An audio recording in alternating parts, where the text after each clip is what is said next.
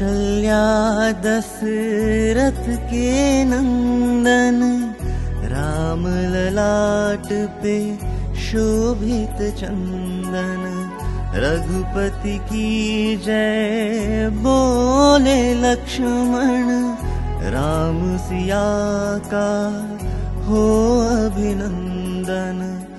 अंजनी पुत्र पड़े है चरण में, राम सिया जपते तन मन में। मंगल भवन अमंगल हारी, द्रबहु सुदशरथ अचर बिहारी। राम सिया राम जय जय राम। राम सिया राम जय जय राम। राम सिया राम जय जय राम।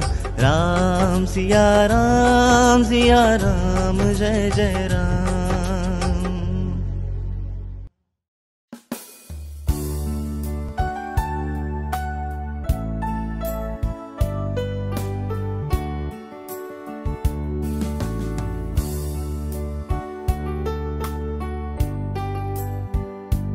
नारायण आणि नारायणी तत्वाला माझा नमस्कार। आज सीतायानाच्या शेवटच्या भागात बघूया माता सीता आपल्याला काय सांगतात ते। मास्टर्स, सोमा ही जी कथा आहे ती अनसूया आणि अनसूयाच्या आईला सांगते माता कशा गेल्या।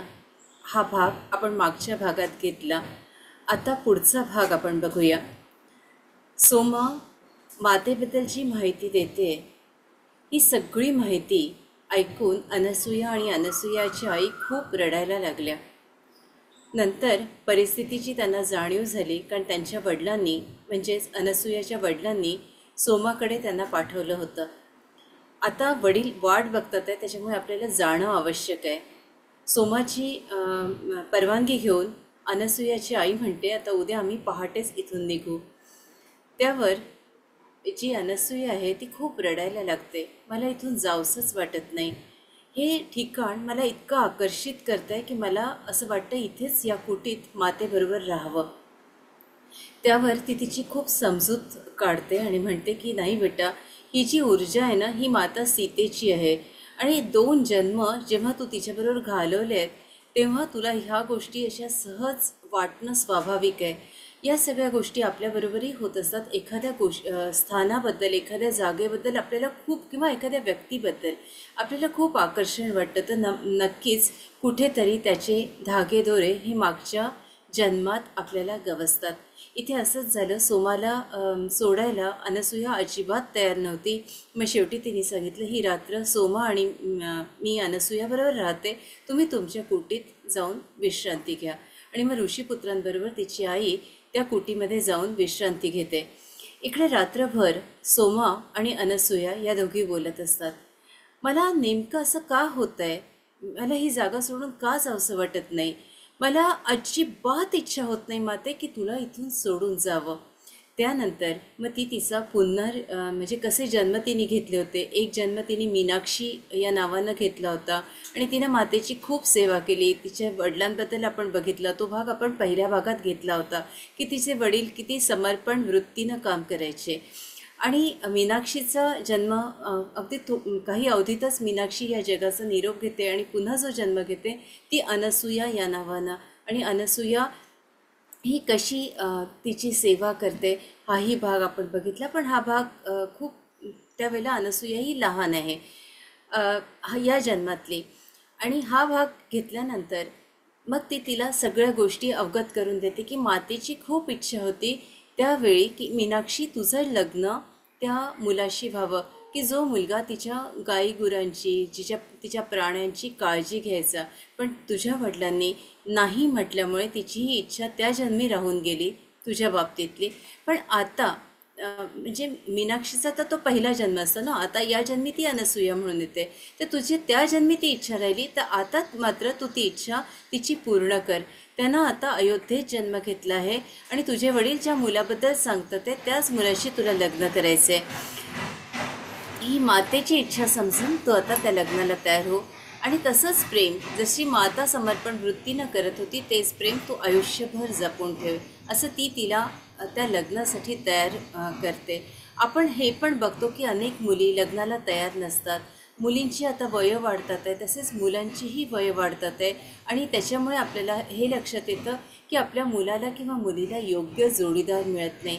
तर या सगळ्या गोष्टी मातेनं आपण जर सीतायनाचा अभ्यास केला तर आपल्यालाच उलगडत जातील की हे प्रेम कसं जपायचं आहे आणि हे समोरच्या व्यक्तीमध्ये कसं उत्पन्न करायचं आहे. अर्थात इथं आपल्या मुलांबद्दल मी बोलते आहे की त्यांचे विवाह लवकर व्हावे, त्यांचं सगळं ठीक व्हावं, चांगलं व्हावं आणि राग त्यांचा खूप वाढतो आहे तर कुठेतरी हे सगळे प्रमाण कमी व्हावे याच्या अगदी छोट्या छोट्या गोष्टी मातेने आपल्याला सांगितल्या.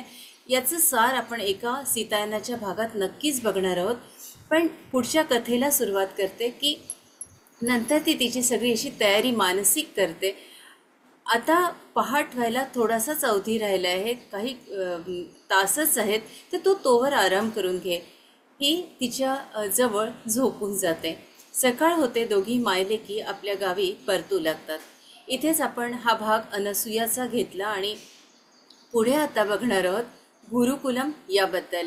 कारण इथे अनसूया ला सोमा ही सुद्धा गोष्ट सांगते. ती गोष्ट मी आपल्याबरोबर थोडं संवाद साधते त्या गोष्टीबद्दल. तर गुरुकुलम म्हणजे काय तर एक पाठशाळा मुलींसाठी सुरू करावी असं मातेला खूप वाटत असतं.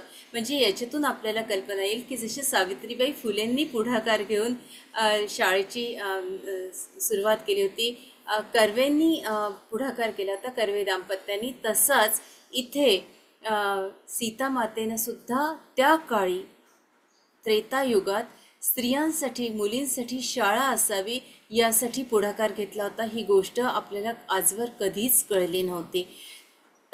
सावित्रीबाई फुलेंचा काळ वेगळा होता पण माता सीतेचा काळ तर त्रेतायुगातला काळ होता आणि त्याच्यामुळे त्या काळात माते सीतेनं काय केलं तर जनकबाबांची ही इच्छा होती आणि तीच इच्छा मातेच्या मनात निर्माण झाली आणि मातेनं श्रीरामाला सांगितलं की मुलींसाठी एक शाळा सुरू करण्यात यावी. जसं तुम्ही मुलांना प्रशिक्षण देता तसं मुलींना द्यावं. पण त्यावेळेला त्या लोकांनी खूप विरोध केला. गावातल्या लोकांनी इतका कडकडून विरोध केला. मग त्यावेळेला श्रीरामांनी काय केलं तर श्रीरामांनी सगळ्या ऋषींना बोलवलं. ते इथे कुठले कुठले ऋषी आले तर हे सांगते की वसिष्ठ महामुनी आले आणि वसिष्ठ महामुनींबरोबर माता अरुंधती आल्या. माता अरुंधती त्यांनी वसिष्ठ महामुनींनी तर आपली बाजू मांडलीच पण माता अरुंधतींनी सुद्धा आपली बाजू मांडली. त्यांनी हे सांगितलं की जर अरुंधती जर शिकली नसती, तिला जर ग्रंथाचं ज्ञान नसतं तर तिला कामधेनू माता मिळाली नसती. जर आमची मुलं गेले असते तर ती खचून गेली असती. पण त्याही वेळेला तिला साधनेनं टिकवून ठेवलं. तिने हीच विद्या आमच्या मुलींना दिली आणि एक नवीन जगाची निर्मिती केली. तर त्याच्यामुळे म्हणजे अध्ययन करणं, मुलींनी शिकणं हे किती गरजेचं आहे ही बाजू त्यांनी त्यांच्या परीनं सांगितली. त्याच्यानंतर अत्री ऋषी आणि अनसूया माता आल्या. अत्री ऋषींनी आपली बाजू सांगितली आणि त्यांनी सांगितले की अनसूया जर तिला जर मंत्राचं ज्ञान नसतं, तिची जर साधना नसती तर तिने मंदोदरीची निर्मितीच केली नसती आणि तिच्या तपस्येनं मंदोदरी निर्माण झाली आणि हे जे जग आहे ते तिच्या तपस्येनं निर्माण झालं. म्हणजे वाळवंटात कशी फुलं फुलवावी, झाडं लावावी, एक जग निर्माण करावं जिथे सगळी पशु आहेत, पक्षी आहेत, माणसं आहेत, हे जग निर्माण करण्याचं काम तर माता अनसूयाने केलं ना. तर तिची तपस्या ही कशी कार्यरत ठरली पुढच्या ह्याच्यात हे यांनी म्हणजे अत्री ऋषींनी सांगितलं. आणि नंतर अगस्ती ऋषी आणि लोपमुद्रा आलेत. मग अगस्ती ऋषींनी आपल्या म्हणजे पत्नीचा खूप गौरव केला. त्यांनी सांगितलं की जर लोपमुद्रा प्रशिक्षित झालेली नसती, तिने जर शिक्षण घेतलं नसतं, तिला जर ज्ञान नसतं तर राक्षसांचा सामना कसा करायचा हे या गोष्टींचं उकलच झाली नसती. आणि त्याच्यामुळे लोपमुद्रेला हे जे श्रेय आहे हे तिला जातं की कोणी कसाही बाण सोडू दे, कोणी कसंही युद्ध करू दे, त्याचे कावे त्याचा नेम तिला आधीच कळायचा आणि त्याचं उत्तर कुठल्या अस्त्राने द्यायचं आणि त्याचा कसा म्हणजे त्याच्या मनात जाऊन कसं त्याचं मन बदलायचं इथपर्यंत लोपमुद्रेनं सगळे प्रयत्न केलेत. हेही आपण भाग बघितला आहे. मी मागे फॅमिली प्लॅनिंगबद्दल सुद्धा आपल्याला बोलली होती की लोपमुद्रेनी याच्यावर कसं संशोधन केलेलं आहे. तर या सगळ्या गोष्टी त्या काळात किती महत्त्वाच्या होत्या आणि तेच आदर्श, तेच तत्त्व त्यांनी आपल्याला कसं जपायला सांगितलं याचं उत्तर श्रीरामांनी सगळ्या ऋषींकडून दिलं. आणि नंतर मग माता सीता कशा उभ्या झाल्या आणि त्यांनी आपली बाजू कशी सांगितली की मला जर जनक बाबांनी शिकवलं नसतं तर रावणाला उत्तर मी देऊ शकले नसते, श्रीरामाला मी म्हणजे श्रीरामाची मी सेवा करू शकले नसते. इथे मदत शब्द न वापरता त्या सेवा शब्द वापरतात की मदतीने अहंकार वाढतो आणि सेवेनी ती खरीच आपली सेवा ठरते. तर या सगळ्या गोष्टी किंवा लव आणि कुशवर झालेले ज्या संस्कार आहेत ते मातांनी कशी केले, त्या पृथ्वी मातेशी कशा संवाद करायच्या, त्या नदीशी कशा बोलायच्या, त्या पशुशी पक्ष्यांशी कशा बोलायच्या. आणि मला आज खूप एक गोष्ट मी खरं तर ही ठरवलेली नव्हती आज आपल्याला सांगण्याची, पण आता हे पशुपक्ष्यांचं ज्ञान मला आपोआप झालं या शेवटचा अध्याय वाचता वाचता की कसं कनेक्ट व्हावं आणि ही माहिती कशी मिळवावी. मंत्रासारखं काम पशुपक्ष्यांची आपल्याला त्यांचे संदेश देत असतात. तर या सगळ्या गोष्टी मी खरंच माता सीतेला कुठल्या शब्दात धन्यवाद देऊ की मला ही सेवा करण्याची संधी मिळाली. त्यांना काय म्हणायचं ते आपल्यापर्यंत पोचवण्याचं काम एक माध्यम म्हणून करू शकले याचं श्रेय निश्चितच माता सीतेला आणि आपल्याला जातं. कारण आपण नसते तर मी या ज्या रहस्यमयी गोष्टी आहेत त्या कुणाला सांगूच शकली नसते. त्याच्यामुळे आपल्याला आपल्या आईवडिलांना आणि आपल्या गुरूंना माझे शतशः प्रणाम. तर मास्टर्स खूप भाग्यवान समजते स्वतःला. आईवडिलांना माझ्या दंडवत प्रणाम करते की मी ही सेवा करू शकली आणि माता सीतेचे सगळे रहस्य आपल्यापर्यंत पोचवू शकली.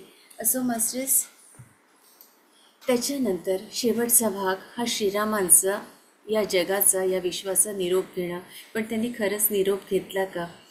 जशा माता सीता चराचरात आहेत तसे श्रीरामसुद्धा कणाकणात आहेत, चराचरात आहेत. या सृष्टीत श्रीराम आणि माता सीतेचं प्रेम भरलेलं आहे आणि तीच ऊर्जा आपल्यामध्ये सुद्धा आहे. आणि म्हणूनच आपण प्रेम पुढच्या पिढीला देत असतो. कसेही प्रसंग, अनेकांच्या आयुष्यात अनेक वाईट प्रसंग निर्माण होतात. हा संसार कसा चालवावा असंही आपल्याला अनेकांना वाटतं, पण हा संसार आपण चालवतच नाही. आपण एक माध्यम असतो. या संसारात कुठल्या तरी कर्मबंधनात अडकलेलं असतो आणि म्हणून जन्म घेतो. आपले जे घरातले आई वडील, जो भाऊ आहे, बहीण आहे, मुलं बाळं, नवरा, हे मागच्या जन्मात आपण त्यांना देणं घेणं लागतो आणि मग ही सगळी मंडळी आपल्याजवळ येतात. सगळ्यात जास्त देणं हे आपण आपल्या मुलांचं आणि नवऱ्याचं असतं. त्याच्यामुळे बरोबर आपण तेच साथीदार त्यांना तसं निवडतो. अनेकांना खूप कठीण जातं, पण मास्टर्स फक्त हृदयात प्रेम जपा असं माता सीता सांगतात आहे. आणि विश्वास कधीही तुमच्यातला तुटू देऊ नका, श्रद्धा ठेवा, हेच माता सीता आपल्याला वारंवार सांगतात आहे. आणि त्याच गोष्टी आपल्याला आपल्या आयुष्यात जगायच्या आहेत. इथे श्रीरामाच्याबद्दल सांगते की श्रीराम आता ठरवतात की लव महाराज होतात. लव आणि कुश राज्याचा कारभार चालवतात आणि आता त्यांना जाण्याची वेळ त्यांनी निश्चित केली असते की मला आता जायचं आहे, या विश्वाचा निरोप घ्यायचा आहे. आणि मग ते शरयू नदीत चालत जातात. एक अशी जागा निवडतात की जी जागा ध्यानासाठी त्यांच्या योग्य आहे आणि त्या जागेवर ते जाऊन बसतात. त्याच क्षणी माता सीता प्रकाशाच्या रूपानं त्यांच्याजवळ प्रगट होतात आणि जसा श्रीरामाचा हात त्यांनी असा हातात घेतला असतो त्याच पद्धतीनं सीतेच्या हातावर श्रीराम आपला हात ठेवतात आणि त्या ऊर्जेशी ते अशी कनेक्ट होतात, जोडून घेतात. आणि नंतर मारुतीराय तर खूप दूर असतात, पण मारुतीरायाला राम आणि सीता आपल्याला आवाज देतात आहे हे कळतं आणि त्याच क्षणी ते तिथे प्रगट होतात. जेव्हा जेव्हा श्रीरामाचं आणि सीतेचं नाव घेतलं जातं तिथे तिथे मारुतीराय हजर असतात. आणि गावातल्या सगळ्या लोकांना, मुलांना कळतं की प्रभू श्रीराम आता ध्यानासाठी निघून गेले आहेत. अमाप जनसमुदाय हळूहळू शरयू नदीच्या किनाऱ्यापर्यंत येत असतो. मारुतीराया श्रीरामाच्या अगदी समोर त्यांना खूप गलबलून येतं आणि ते म्हणतात की तुम्ही पण निरोप घेणार प्रभू? अरे हनुमाना, मी तुझा अरे कसा निरोप घेणार? नाही, तुम्ही जाणार म्हणजे मीही जाणार. आता मी नाही राहणार. हे मारुती, हे हनुमंता, अरे तुझं हृदय हे आमचं हृदय आहे. तुझे हात हे आमचे हात आहेत. तुझं मुख, तुझी वाणी ही आमची वाणी आहे आणि तुझे पाय हे आमचे पाय आहे. आम्ही तुला तुझ्यात, तू आणि आम्ही वेगळे नाही रे. आम्ही आमचं रूप तुझ्या हृदयात बघतो. बघ तू, तू तुझ्या हृदयात बघ. राम आणि सीता तुझ्या हृदयात आहेत, तुझ्या डोळ्यात आहेत. तुझ्या डोळ्यातून आम्ही आम्हाला बघत असतो. हे विश्व तुझ्या डोळ्यातून बघत असतो. तुझ्या कानातून आम्ही ऐकत असतो. तुझ्या वाणीतून आम्ही सतत व्यक्त होत असतो. तुझ्या कणाकणात आम्ही आहोत. तुझ्या हातांमधून आम्ही आहोत, कारण तू सेवा देतो, या विश्वाला मदत करतो. जो जो तुझं नाव घेतो त्याला त्याला तू सेवा देत असतो. तुझ्या पावलात आम्ही आहोत, कारण तुझे पावलं अखंड या विश्वाचं कल्याण करण्यासाठी धावत असतात. तुझ्या कणाकणात आम्ही आहोत मारुतीराया. हे हनुमान, तुझ्या डोळ्यातून कधीही अश्रू येऊ देऊ नको, कारण आमचं प्रतिरूप तुझ्या हृदयात आहे. आणि या विश्वाला आमचा जो संदेश आहे प्रेमाचा, श्रद्धेचा, विश्वासाचा, हा तुला या विश्वाला द्यायचा आहे आणि त्याच्यामुळे तुला जगायचं आहे रे. हा जो संदेश आहे हे प्रभू राम आणि माता सीतेच्या रूपातून मारुतीरायांना मिळतो. आणि मारुतीराया त्या क्षणी बघतात श्रीराम आणि सीता एक मोठा प्रकाशाचं रूप झालेलं असतं. जसं माता सीतेच्या बाबतीत होतं तसंच नदीत प्रकाश, चराचरात प्रकाश, चारी बाजूंनी प्रकाश, सूर्याचा प्रकाश, चंद्राचा प्रकाश, तारकांचा प्रकाश, फक्त प्रकाश आणि प्रकाश. दोघांचंही रूप हे एकच झालं असतं. झऱ्यातून प्रकाश येत असतो, नदीतून प्रकाश वाहत असतो आणि सगळे चेहरे हे प्रकाशमय झालेले असतात. जेवढे लोक बघायला येतात त्यांना काहीच नाही, फक्त प्रकाश दिसतो. आणि हे प्रकाशाचं रूप हळूहळू हळूहळू हळूहळू आकाशात विलीन व्हायला लागतं. मास्टर्स, बोलणं इतकं अवघड जातं श्रीरामावर आणि माता सीतेवर की ही मी बोलणारी नसतेच. मारुतीराया हे काम करून घेतात. माझ्यासारखीला तुमच्यासमोर बोलायची संधी देतात आणि बोलणंही ते करून घेतात. खरं तर वेळच नसतो. सीतायन हल्ली इतके कामं परमेश्वर करून घेतोय की असं वाटतं की हे करणारी कोण आहे? तर ही एक अदृश्य शक्ती आहे जी माझ्याकडून करवून घेते. आज हे सीतायन इथे संपतंय. श्रीराम आणि माता सीता प्रकाशात विलीन होतात आणि पुढचा कारभार जो आहे राज्यकारभार ते लव आणि कुश बघतात.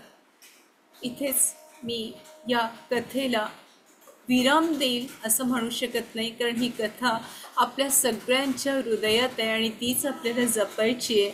फक्त रजा मागते असं म्हणेल. असो मास्टर्स, इथे ही सीतायनाची कथा संपते. अगं भरभरून मला माता सीतेनं आणि श्रीरामानं दिलं की कुठल्या शब्दात मी त्यांचे आभार मानायचे, कृतज्ञ राहू इच्छिते. इतकं भरभरून दिलं. रोज 3 वाजता ते उठवून घेतात, ध्यान करून घेतात. 6 वाजेपर्यंतचा जो काळ आहे तो त्यांच्या सेवेत असते आणि भरभरून ते देतात. जे जे हवं ते सगळं त्यांनी मला दिलं. सगळे हट्ट माझे पूर्ण केले. असो मास्टर्स, धन्यवाद. सगळ्यांना खूप खूप धन्यवाद.